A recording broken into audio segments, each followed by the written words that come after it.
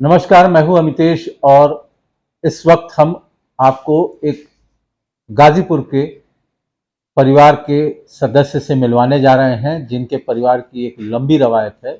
इनके परिवार में पिछले 225 सालों से वकील रहे हैं और वकालत करते रहे हैं।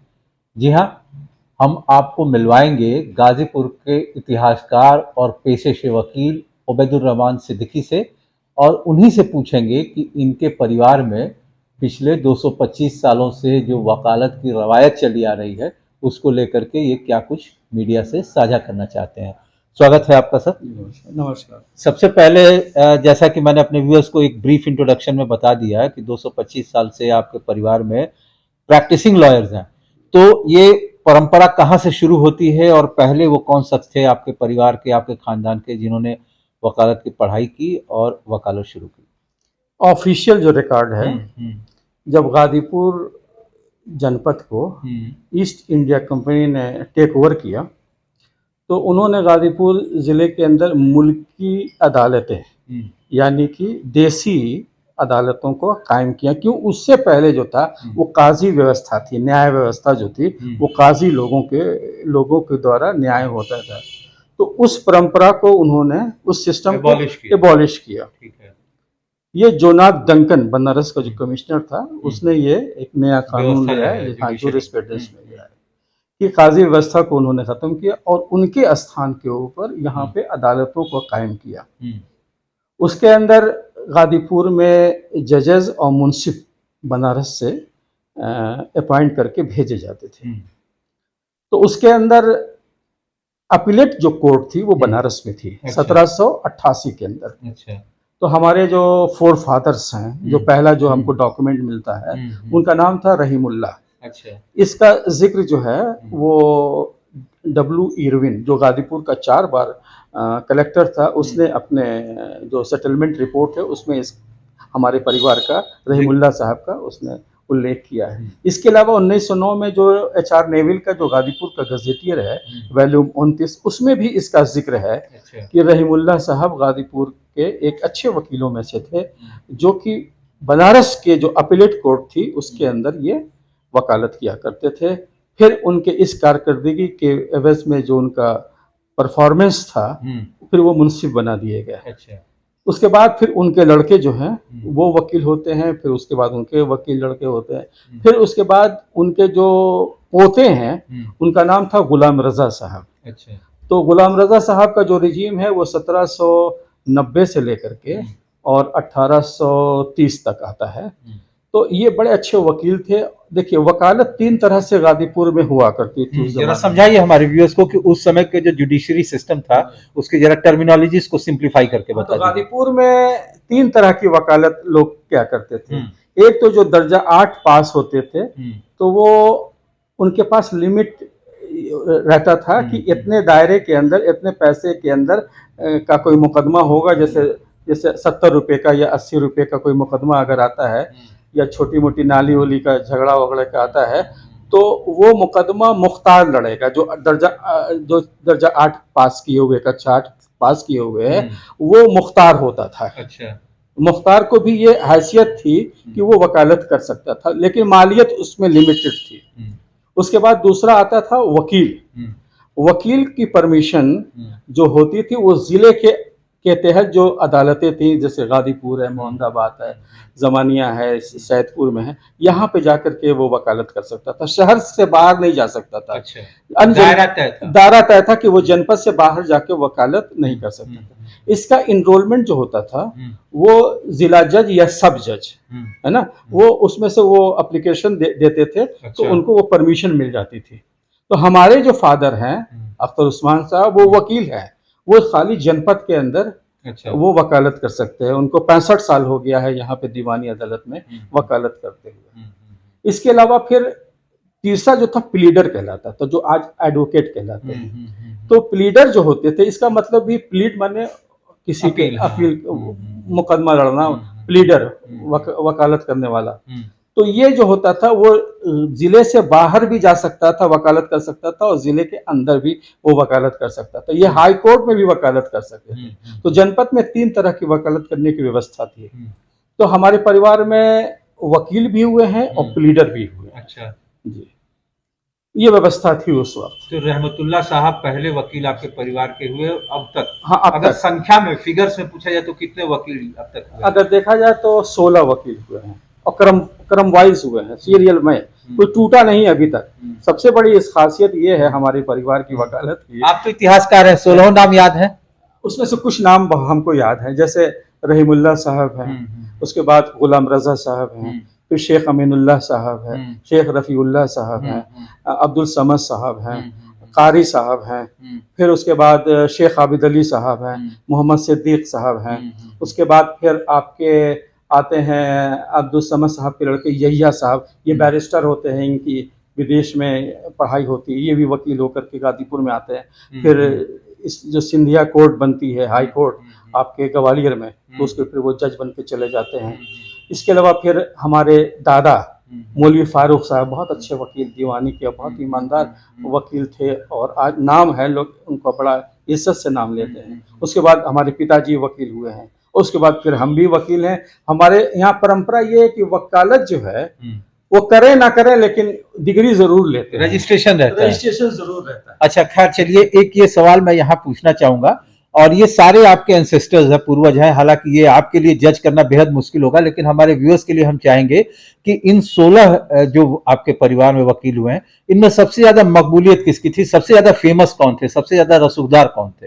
सबसे ज्यादा 2 लोग हुए हैं, एक तो गुलाम रजा साहब, जिन्होंने ये उनके नाम पे रजागंज मोहल्ला है, रुई मंडी के पास है। थोड़ा बता दीजिए, मैं अपने व्यूअर्स को बता दूं कि यहाँ हम बैठे हैं, यहाँ से थोड़ी ही दूर पर एक रजागंज मोहल्ला है, और जैसा कि उबैद साहब बता रहे हैं कि इनके एंसेस्टर्स के नाम से उस मोहल्ले का नाम जुड़ा हुआ है। अब इन्हीं से पूछ लेते हैं कि वो क्या कहानी है, रजागंज रजा साहब से किस रिश्ते में या किस तरीके से जुड़ा हुआ है।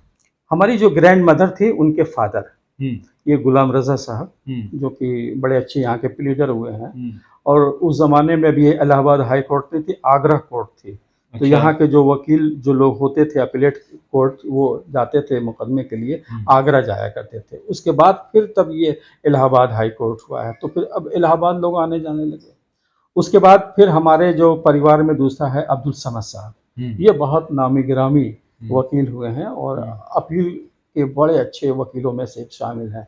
और सबसे अच्छी बात है, ये बड़े अच्छे शायर हैं, मिर्ज़ा गालिब के शागिर्द हैं। अच्छा। हाँ, मिर्ज़ा गालिब जब आगरा में रहते थे या दिल्ली में रहते थे, तो अपने केसेस के सिलसिले से जब अपील के सिलसिले में जब जाते थे वो आपके आगरा, तो आगरा में अपनी वकालत करने के बाद, मुकदमा लड़ने के बाद, और फिर उसके बाद फिर वो चले जाते थे दिल्ली चले जाते थे, और दिल्ली के अंदर फिर अपनी गज़लें दिखाते थे, फिर वापस वो फिर आते थे।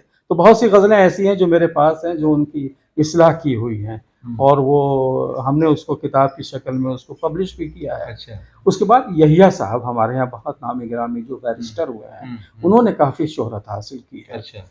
और वो बड़े जीनियस आदमी थे। उनकी ग्रेजुएशन फ्रांस से हुई थी और LLB उन्होंने उस वक्त बारहटला इंग्लैंड से उन्होंने हासिल किया था। और वो आना नहीं चाहते थे, लेकिन उनके वो अकेले लड़के थे, कोई औलाद थी नहीं, तो फादर ने के कहने पे वो आ गए यहाँ पे।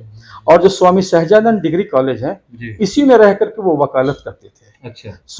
स्वामी सहजानंद की जो बिल्डिंग है, वो बिल्डिंग जो है वो राजा रामनगर की वो थी बिल्डिंग। तो उन्होंने किराए पे लेके वो उसी में रहते थे, क्योंकि वो यहाँ में आकर के इस बस्ती में नहीं रहना चाहते थे। तो इस तरह से उन्होंने 8 साल उसमें रह करके वकालत किया। फिर ग्वालियर के जज बन करके हाई कोर्ट के वो चले गए यहाँ पे। उसके बाद फिर हमारे दादा जो थे मौलवी फारूक साहब, इन्होंने कोरंटाडीह में जब मुंसफी थी तो वहीं से वकालत शुरू किया था उन्होंने, वहीं पे वो वकील थे। फिर जब मुंसफी टूट गई और बलिया में चला गया कोरंटाडीह, तो कुछ दिन मोहम्मदाबाद में किया। अच्छे वकीलों में है वकालत, जब अच्छी चली तो अपील की के अब वो वकील हो गए, नाम कमाया उन्होंने, काफ़ी मुकदमे ऐसे थे जटिल उन्होंने जीता उन्होंने। और जो आजकल AIR वगैरह जो इलाहाबाद से जो कानून की किताबें निकलती हैं, बहुत सी ऐसी मुकदमे लड़े हैं जो कि आज कानून बन गया है। उनके उस मुकदमे नई जो फाइंडिंग्स निकलते थे, जो बहस करते थे, उस पर बहुत से ऐसे जो केसेस हैं जो नज़ीर बन गई है। और ये उनके मुकदमे जो लड़े हुए हैं उनके नाम से आज भी बहुत से किताबों में जो हाई कोर्ट की जो हैं उसमें है शामिल है।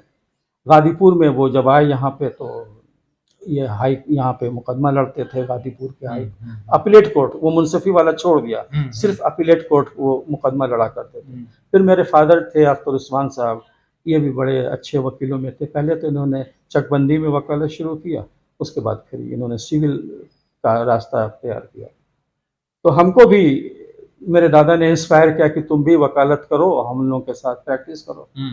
तो हमने भी इलाहाबाद यूनिवर्सिटी से जो है 1994 में दाखिला लिया। अच्छा। और 88 में पास किया, क्योंकि सेशन एक साल लेट था, 3 साल का कोर्स था। तो मैंने भी वहाँ से वकालत पास किया और 2 साल वकालत मैंने भी किया। अच्छा। तो मन नहीं लगा? मन फिर मेरा लगा नहीं, और फिर हमने वकालत छोड़ दिया, फिर रास्ता दूसरा मैंने अख्तियार कर लिया। समद साहब का आपने नाम लिया, आपके फैमिली से हैं, तो हम जब आपसे मिलने के लिए आ रहे थे इस इंटरव्यू के सिलसिले में, तो आपके घर के बाहर समद कोठी ये देखने को मिली, तो उन्हीं के नाम पर इस बिल्डिंग का नाम है। थोड़ा सा इस बिल्डिंग का भी कुछ इतिहास साझा करेंगे? हाँ, समद मंजिल उन्हीं के नाम पे है, मौलवी अब्दुल समद साहब।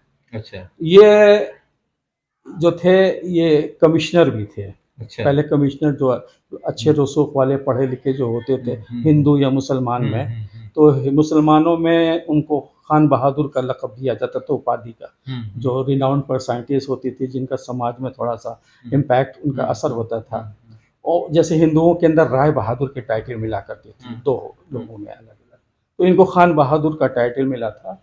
लेकिन 1800, और ये सबसे एक बात और इम्पॉर्टेंट जो बात है वो मैं यहाँ पे इंडोर्स करना चाहता हूँ, इन्होंने मुकदमे जो क्रांतिकारी थे 1857 वाले, 58 वाले या 1880 वाले में, इन्होंने फ्री मुकदमा लड़ा था क्रांतिकारियों की तरफ से। अच्छा। तो फिर अंग्रेजों ने इनके ऊपर प्रेशर डाला कि आप वकालत उनकी तरफ से ना करें। तो बहुत से उसमें मुलजिम जो थे बिलावजह उनको पकड़ के ऐसे संदेह में डाल दिया गया था, तो उसमें बहुत से छूटे। अच्छा। तो इससे उनकी ब्रिटिश गवर्नमेंट, ब्रिटिश अदालतों की प्रेस्टीज गिरने लगी, तो इनके ऊपर प्रेशर डाला कि उनकी वकालत आप ना करें। तो उन्होंने अपना टाइटल जो था खान बहादुर का सरेंडर कर दिया, वापस कर दिया। तो ये उनका बहुत बड़ा कंट्रीब्यूशन है। और इसके साथ साथ शेख अमीनुल्लाह साहब भी हमारे घर में, रफ़ीउल्लाह साहब, ये 3 लोगों ने अपने टाइटल्स वापस कर दिए थे। अच्छा। और तीनों तो जो थे ये जो क्रांतिकारी लोग थे उनकी तरफ से इन लोगों ने वकालत किया था। अच्छा। अच्छा। और एक इसी घर में मौलवी अब्दुल अजीम साहब हुए हैं। ये जो एमएच इंटर कॉलेज आप देख रहे हैं, पहले इसी समद मंजिल में था। अच्छा, इसी घर से? इसी घर में था और 50 साल रहा है। अच्छा। अब्दुल अजीम साहब जो हैं वो इसी जो अब्दुल समद साहब थे इनके चचा के लड़के हैं।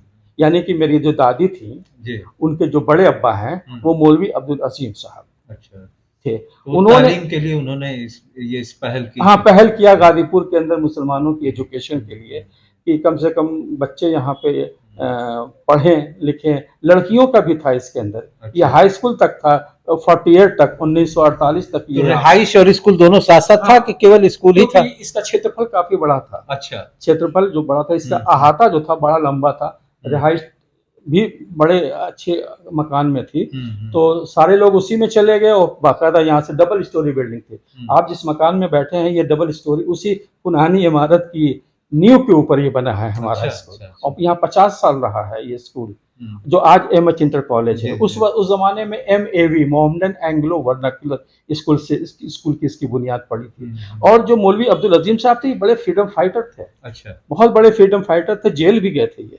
और इन्हीं के लड़के जो थे वो एक ही लड़के हुए हैं 14 साल के बाद, बड़ी मेहनत के बाद और बड़ी दरगाहों पे दुआओं के बाद पैदा हुए, अब्दुल अलीम साहब। अच्छा। जो कि अलीगढ़ मुस्लिम यूनिवर्सिटी के वाइस चांसलर होते हैं। और इन्होंने PhD जो किया था जर्मनी से। उस वक्त का बड़ा स्टेटस माना जाता था, या तो इंग्लैंड से कोई PhD करे या जर्मनी से करे, तो इसकी बड़ी उस वक्त मांग थी।